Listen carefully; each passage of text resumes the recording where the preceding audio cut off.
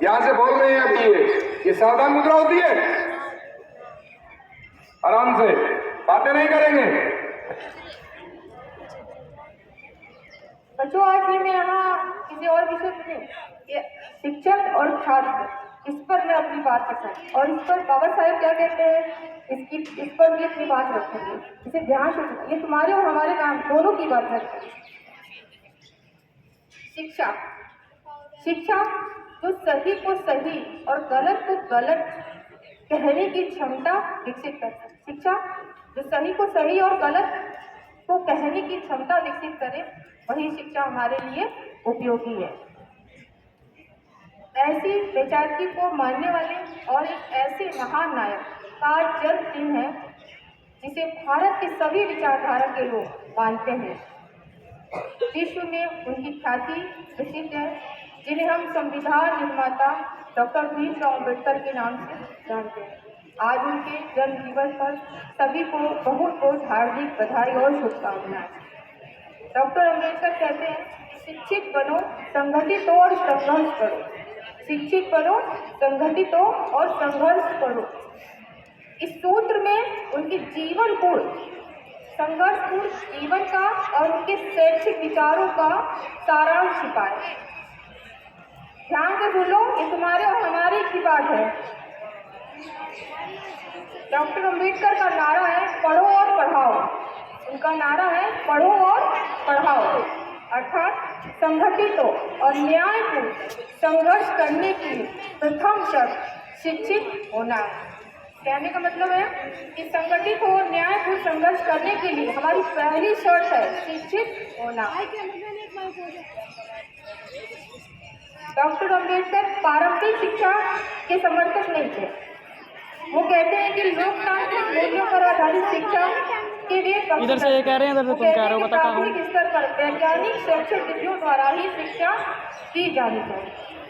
उनका मानना है कि शिक्षा का एक चरित्र का विकास करना है।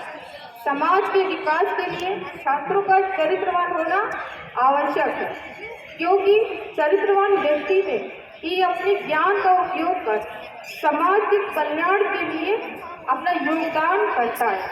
डॉक्टर साहेब वैज्ञानिक दृष्टिकोण का विकास भी करना शिक्षा का एक उद्देश्य मानते हैं।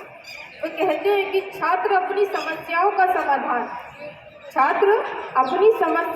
समाधान अनुसंधान को अर्थात खोज कर उस पर विचार कर उस पर तर्क करके तब उसे स्वीकार करें। इसीलिए वे विद्यालय और विश्वविद्यालय को ऐसा बनाना चाहते थे जो समाज को नया रूप देने में सहायक हो। डॉक्टर अम्बेडकर कहते हैं कि विद्यालय को समाज का लघु रूप मानते हैं। वे विद्यालय को समाज का लघु रूप मानते हैं। आगे कहते हैं कि विद्यालयों की स्थापना बच्चों को पारा खड़ी अर्थात सैद्धांतिक ज्ञान देने के लिए नहीं है, बल्कि अपने मन को सुसज्जित कर समाज को हितोपयोगी बनाने के लिए। वे कहते हैं कि विद्यालय श्रेष्ठ नागरिक तैयार करता है। विद्यालय श्रेष्ठ नागरिक तैयार करने के कारखाने। कहने का मतलब है कारखाने में पढ़ाने वाला शिक्षक जितना होशियार होगा, कारखाने में पढ़ाने वाला शिक्षक जितना होशियार होगा, उस विद्यालय से निकलने वाला छात्र उतना ही उत्तम होगा। बाबा साहेब आगे कहते हैं कि छात्रों में अच्छे संस्कार होना आवश्यक है।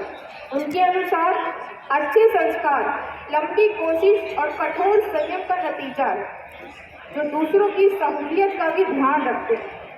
अच्छे संस्कार प्राथमिक रूप से हमें माँ बाप और शिक्षक द्वारा ही प्राप्त होते हैं। बाद में छात्र खुद उस पर जांच पड़ताल करके उसे अपनाता है। अच्छी आदतें बहुत मुश्किल से मिलती हैं और बुरी आदतें छात्र शीघ्र ग्रहण कर लेते हैं। इसीलिए वे छात्र और शिक्षक दोनों को कहते हैं कि शांत व्यवहार, मीठी बोली और सभ्य तरीका ही अपनाना चाहिए। बाबा साहेब ने महिलाओं की शिक्षा के लिए भी बात कही है।